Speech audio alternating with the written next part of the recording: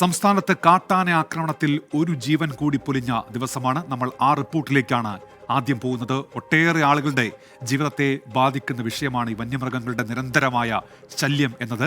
കാട്ടാനയുടെ ആക്രമണത്തിൽ ഒരു ജീവൻ കൂടി പൊലിഞ്ഞിരിക്കുന്നു സംസ്ഥാനത്ത്. കരുളായി ഉൾവനത്തിൽ താമസിക്കുന്ന ചോരനായ്ക്കർ വിഭാഗത്തിൽപ്പെട്ട 37-കാരൻ മണിയാണ് കൊല്ലപ്പെട്ടത്.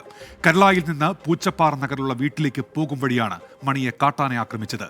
ശേഷം കടുത്ത പ്രതിഷേധമാണ് നിലമ്പൂരിൽ ഉണ്ടായത്. DFO ഓഫീസ് PV അൻവറിന്റെ DMK പ്രവർത്തകർ അടിച്ച് തകർത്തു. വന്യമൃഗങ്ങൾ മനുഷ്യജീവൻ കവരുന്നതിന് അറുതി വേണ്ടേ എന്നതാണ് ഉയരുന്ന ചോദ്യം. കണ്ണിക്കൈ എന്ന പ്രദേശത്ത് ജീപ്പിറങ്ങി മണിയും മക്കളും 1.5 കിലോമീറ്റർ നടന്നു. അവിടെയാണ് അപകടം പതിയിരുന്നത്. 5 വയസ്സുള്ള കുഞ്ഞ് മണിയുടെ കയ്യിലുണ്ടായിരുന്നു. മറ്റു മക്കൾ പുറകിലും. കാട്ടാന തുമ്പിക്കൈ കൊണ്ടടിക്കുകയായിരുന്നു. കയ്യിലുണ്ടായിരുന്ന മകൻ തെറിച്ചുപോയി. അങ്ങനെയാണ് രക്ഷപ്പെട്ടത്. ചോരവാർന്ന് മണി മണിക്കൂറുകളോളം കിടന്നു. പുറം ലോകത്തെ അറിയിക്കാൻ ഒരു സംവിധാനവുമില്ല. മൊബൈലുള്ളവർക്ക് റേഞ്ചില്ല. 2 മണിക്കൂറിന് ശേഷമാണ് സഹോദരൻ വിവരമറിഞ്ഞ് ഈ പ്രദേശത്തേക്ക് നടന്നെത്തുന്നത്. അവിടെ നിന്ന് 1.5 കിലോമീറ്റർ ചുമന്ന് വാഹനമുള്ള കണ്ണിക്കൈയിലെത്തിച്ചു. ജീപ്പിൽ നെടുങ്കയത്തേക്ക്. അവിടെ നിന്ന് ആംബുലൻസിൽ വനപാലകർക്കൊപ്പം ജില്ലാ ആശുപത്രിയിൽ എത്തിച്ചപ്പോഴേക്കും മരിച്ചു. നിലമ്പൂർ ആശുപത്രിയിൽ എത്താനെടുത്ത സമയം 4 മണിക്കൂറിലേറെ. ഇവിടെ ടൗണിലേക്ക് ഇറങ്ങിയിട്ട് തിരിച്ച് കാട്ടുകാരായിരുന്നു. കുട്ടികൾ ഹോസ്പിറ്റലിലൊക്കെ ഹോസ്പിറ്റലിൽ കാണിക്കാൻ വേണ്ടിയിട്ട് എല്ലാ കുട്ടികളും കൂട്ടിക്കൊണ്ടായിരുന്നു. 2-3 കുട്ടികളുണ്ടായിരുന്നു, ചെറിയ ചെറിയ കുട്ടികൾ. അതുകൊണ്ട് അങ്ങോട്ടും ഇങ്ങോട്ടും ഓടാനും ആസ്പത്രി കാണിക്കാൻ വന്നതാണ്. ഒരു 6:45 കൂടിയിട്ടാണ് അവിടെ നമ്മൾ ആക്രമിക്കപ്പെടുന്നത്. കണ്ണിക്കൈ പറയുന്ന സ്ഥലത്ത് അടുത്താണ്. അപ്പോൾ അവിടെ വെച്ചിട്ടായിരുന്നു ആക്രമിക്കപ്പെടുന്നത്. അതിനുശേഷം നമ്മൾ എത്തുമ്പോൾ തന്നെ ഒരുപാട് സമയം വൈകിട്ടുണ്ടായിരുന്നു. അവിടെ 6:45 പോയിട്ട് നമുക്ക് ഇവിടെ എത്തിയത് 11:30 ആയി. അപ്പോൾ അത്രയും ഗ്യാപ്പ് വന്നിട്ടുണ്ടായിരുന്നു, കമ്മ്യൂണിക്കേഷൻ ഗ്യാപ്പൊക്കെ. തലക്ക് ആണ് പരിക്ക് എന്നാണ് മനസ്സിലാക്കാൻ പറ്റിയിട്ടുള്ളത്. കൊടും വനത്തിൽ വെച്ച് ആദിവാസി യുവാവിനെ കാട്ടാന ആക്രമിക്കുന്നു. വനത്തിൽ വെച്ചല്ലേ കാട്ടാന ആക്രമിച്ചത് എന്നൊക്കെ ഒരു പക്ഷേ തോന്നാം. ഇവർ താമസിക്കുന്നത് ഉൾവനത്തിലാണെങ്കിലും അവിടേക്ക് വളരെ കൃത്യമായ വഴിയുണ്ട്. ആ വഴി കാടുമൂടി കിടന്നാൽ മൃഗങ്ങൾ തൊട്ടടുത്തെത്തുന്നതുവരെ കാണാൻ കഴിയില്ല. അങ്ങനെ വനം വകുപ്പ് അടിക്കാട് വെട്ടിയിട്ടില്ല എന്നുള്ളതാണ് ഒരു ആരോപണം. മറ്റൊന്ന് വഴി സൗകര്യമില്ല എന്നതു തന്നെ. ആശുപത്രിയിൽ എത്തിക്കുന്നതിൽ സമയം വൈകിയെന്നടക്കമുള്ള ഗുരുതര ആരോപണങ്ങൾ ഉന്നയിച്ചാണ് PV അൻവറിന്റെ നേതൃത്വത്തിൽ DFO ഓഫീസ് ഉപരോധിച്ചത്. പ്രവർത്തകർ അക്രമാസക്തരായി. നിലമ്പൂർ നോർത്ത് DFO ഓഫീസ് അടിച്ചു തകർത്തു.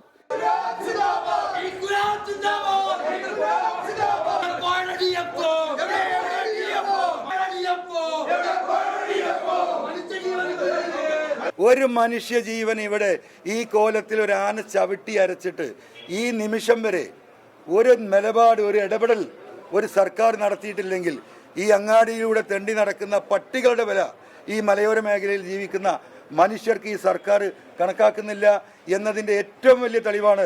ഈ അക്രമത്തിൽ 3 പേരെ പോലീസ് അറസ്റ്റ് ചെയ്തു.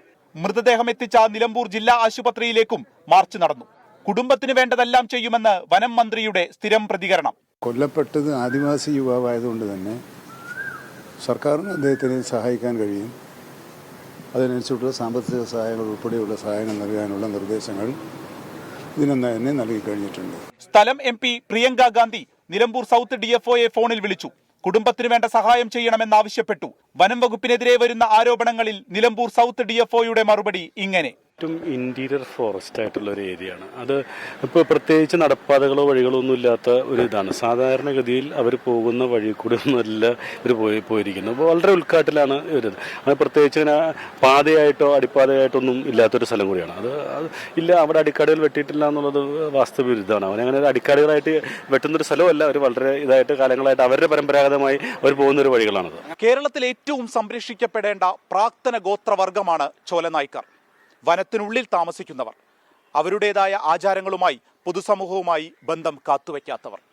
ചാലിയാറിന്റെ കരയിൽ ചോലനായ്ക്കർക്ക് സുഖമായിരുന്നു. കാടവരെയും അവർ കാടിനെയും അറിഞ്ഞിരുന്നു. മണി ഇങ്ങനെ ഓർമ്മയാകുമ്പോൾ ആ കണക്കുകൂട്ടൽ കൂടിയാണ് തെറ്റുന്നത്. വന്യമൃഗങ്ങൾ ആക്രമിച്ച സ്ഥലത്ത് തന്നെ സംസ്കാരം ചെയ്യുക എന്നുള്ളതാണ് ഇവരുടെ ആചാരം. അതുപ്രകാരം കാട്ടാന കവർന്ന മണിയുടെ സംസ്കാരം ആ സ്ഥലത്ത് തന്നെ നടന്നു. കാടിന്റെ ഉള്ളിൽ തന്നെയാണ് അവർ കഴിയുന്നത്. അവരുടെ ജീവിത രീതിയെ ബാധിക്കാത്ത വിധം സൗകര്യങ്ങൾ ഒരുക്കി നൽകുക എന്നുള്ളതാണ് ഭരണാധികാരികൾക്ക് ചെയ്യാനുള്ളത്. അപകടം സംഭവിച്ചാൽ ആശുപത്രിയിൽ എത്രയും വേഗം എത്തിക്കാനുള്ള സംവിധാനമെങ്കിലും ഉണ്ടാകണം. അതിനുള്ള ഉത്തരവാദിത്തമുണ്ട്. ഇനി അങ്ങനെ സംവിധാനമില്ലെങ്കിൽ അത് ഒരുക്കുകയാണ് വേണ്ടത്. കാടിനുള്ളിൽ എന്ന് പറഞ്ഞ് കൈ കഴുകരുത്. അർഷക്കിനൊപ്പം വിപിൻ C. വിജയൻ, 24 മലപ്പുറം. പൊതുജനം കഴുതയല്ല സാർ. അവർ തലമുറകളായി കാടിനുള്ളിൽ അധിവസിക്കുന്നവരാണ് എന്നൊക്കെ വനം വകുപ്പ് എന്ത് ന്യായം പറഞ്ഞാലും നഷ്ടമായതൊരു ജീവനാണ്. അത് മറക്കാൻ പാടില്ല.